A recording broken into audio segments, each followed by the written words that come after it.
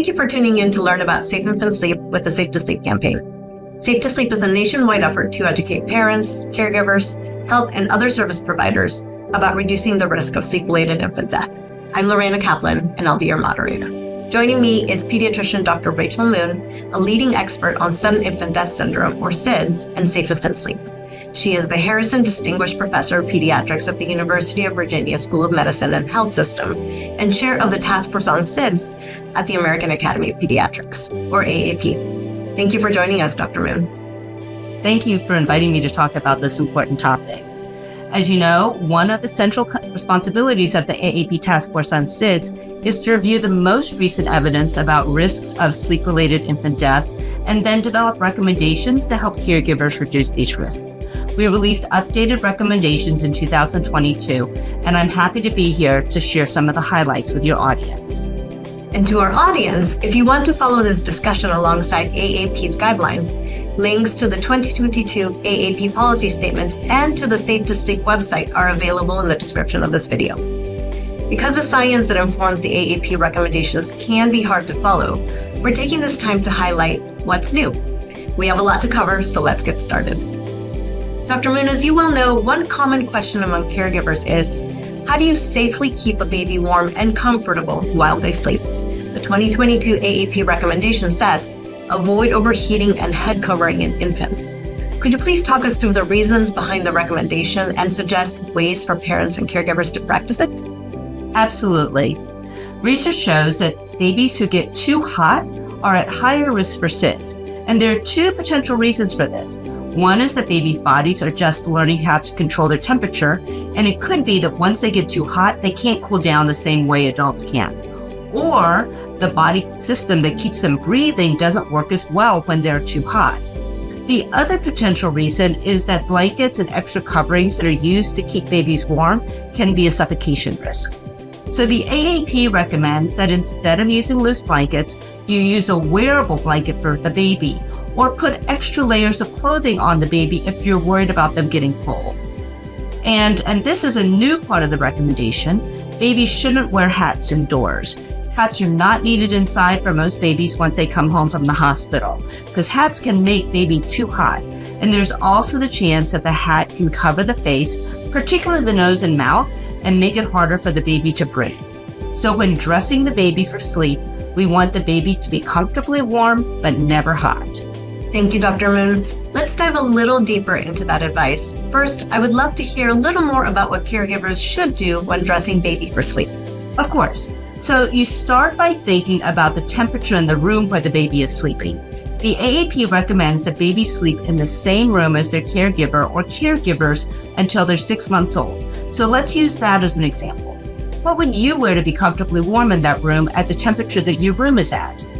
You want to dress your baby in at most one more layer than you would wear to be comfortable. So if you would wear a long sleeve t-shirt to stay warm in your bedroom, you may want to dress the baby in a long sleeve t-shirt over an undershirt.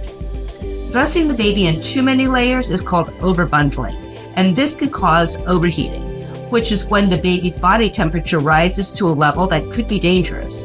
Remember, babies are only just learning how to control their bodies, so to balance keeping the baby warm but not too warm, dress them in at most one layer more than you would wear to be comfortable. And just so we're clear, if baby does get too warm, what would that look like? An overheated baby might be sweaty, clammy, or have warm, flush skin.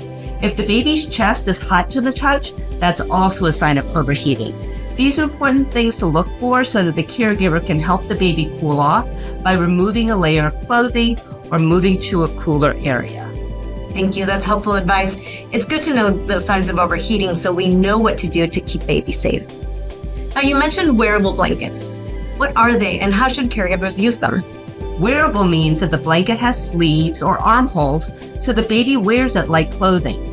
Wearable blankets zip or snap securely into place on the baby's body as a top layer of clothing. This way, the baby's head and face remain uncovered even if they move around or roll over. And a baby can also freely move their arms so that they can more easily get themselves into a comfortable position. Would a regular blanket laid over or under baby but tucked in under the mattress be the same thing?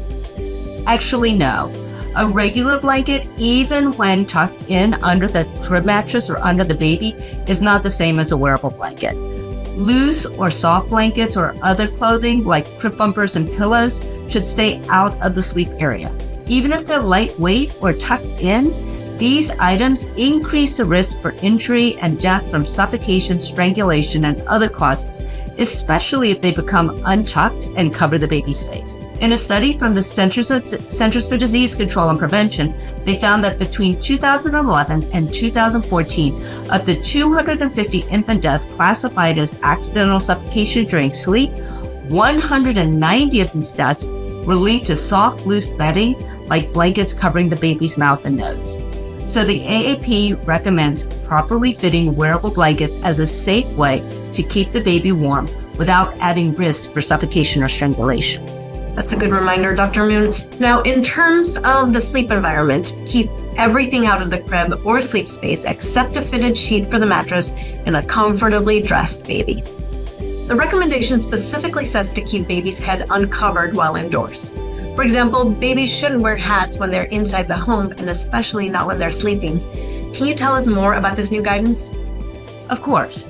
For many people, hats are a classic part of the image of a newborn, and many hospitals still provide hats for babies to wear in the first few hours of life.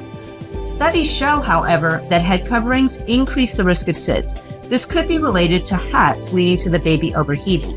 Also, if the hat becomes loose or comes off during sleep, it could cover the baby's face and increase the chances of suffocation and strangulation.